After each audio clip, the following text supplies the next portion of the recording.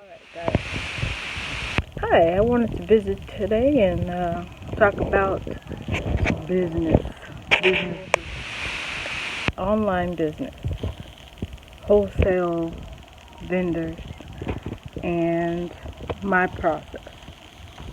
Basically, wanted to let you know that I have come across a few great vendor lists, and wanted to say the beginning of this started last year. And having an online business it's a journey.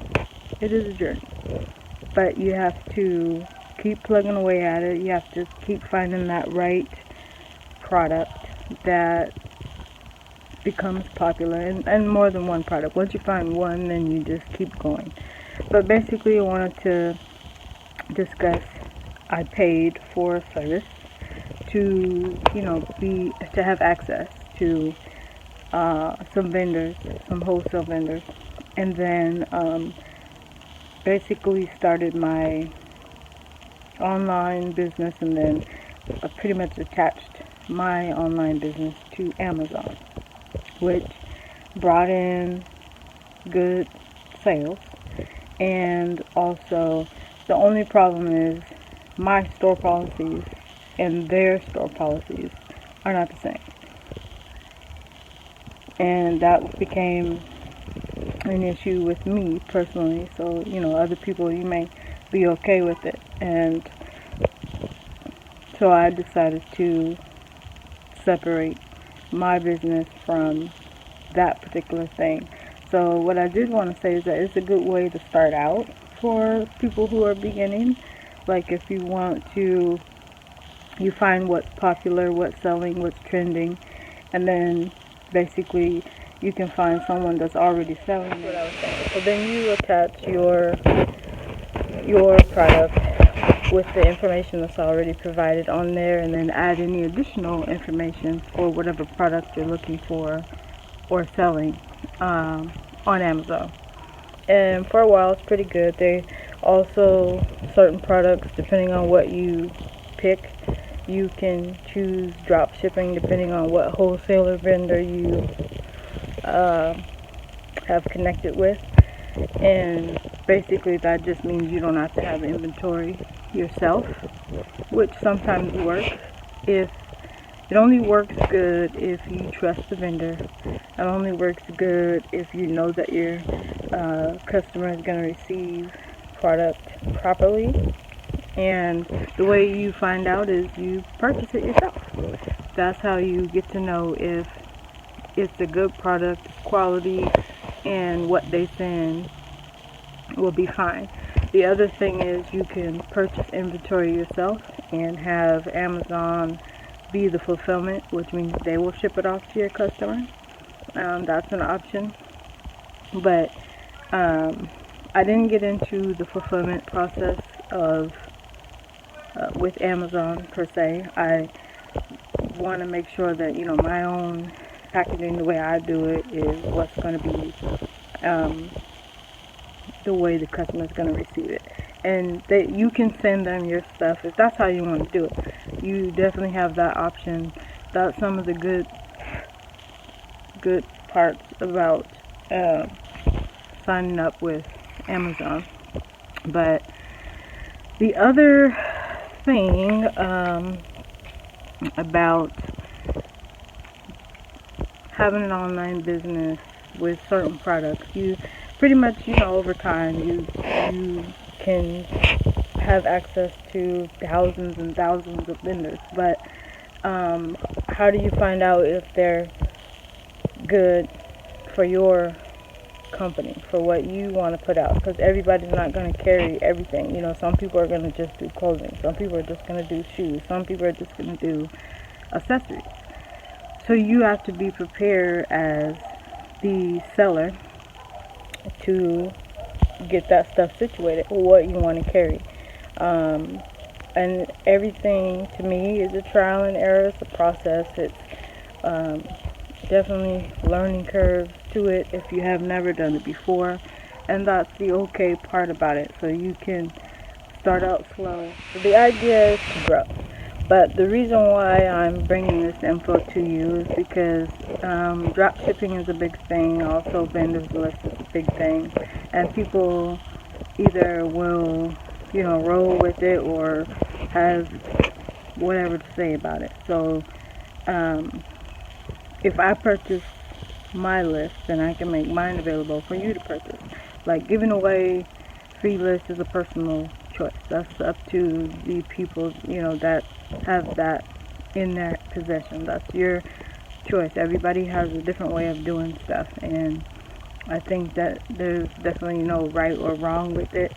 It's just how your business is perceived. Either way, no matter how you want to go with it, you have to find a wholesale vendor to get product. So regardless, that however you get your product is the first beginning to how you open up the store. The other parts of any business that you're going to open is, business license, registering your business, registering your name. You got to have those things in order as well to be able to launch forward with what you're doing. And a lot of people, it's not hard, but what it's going to take is your own discipline, your own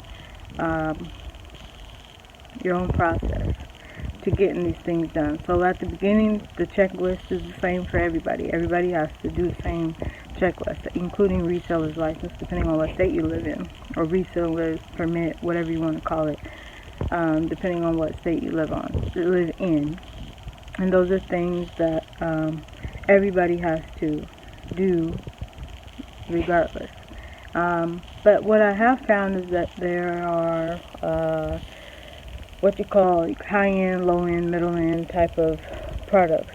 There's also what they call, what's the word I'm looking for the designer products that are replicas. That is the word, replicas. And then there's people who sell in different nooks, different avenues, but all social media, pretty much avenues, a way of pushing product. Unless you have, well, I guess even if you have a brick and mortar, you still want to use social media to your advantage. But most of the time, if you have a brick and mortar, it's going to be a little bit more visible in how people see you, at least where you are. When you're not, you have to definitely rely on other ways of advertising, marketing your products. So those are things that also should go on the checklist, but as it pertains to each person, that's how you go about dealing with those things. And the reason I'm bringing it up is because wholesale vendor list will consist of those different items, those different avenues. A lot of information online, and definitely got a lot off of YouTube videos, and then also just my own research. Everybody has to do research. There's no ways to go around it. No ifs, ands, or buts. Even if people provide you with a list, there's still research involved. You still have to make a connection with the company. You still have to register. You still have to go through their process of them becoming a vendor in your own personal list that you're going to create, depending on whatever products you're going after. And those are important things to consider that people probably don't consider. Like, there's no lazy way that's going to work. No, there's nothing that's going to just, work automatically. Like, we can see tons of people doing it, but, sorry, I got something in my eye. I hate that, especially when I'm talking. But anyway, there's no lazy way of doing anything. You still have to put in the work. You still have to use your own personal access, and you're gonna have to pay to get those things rolling, whether it be your whatever e-commerce site or place that you pick to put your product, whatever company you choose to buy products from. That's still paying. Nothing is free. Like, so I just pretty much wanted to encourage people who are in the beginnings. I definitely know the feeling. I never stepped into it thinking that, I was going to have a easy road, or, what's called, things are just going to come to me. It doesn't happen that way.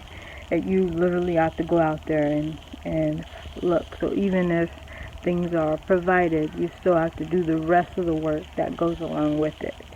Whether it's hair, whether it's nail stuff, whether it's whatever business you are in, whatever business you're in, you have to do the work no matter what.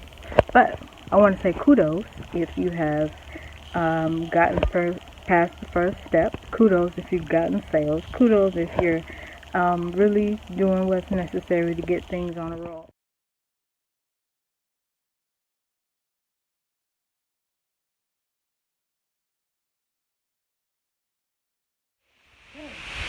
Hit the like button, subscribe to my channel, and look for more good content.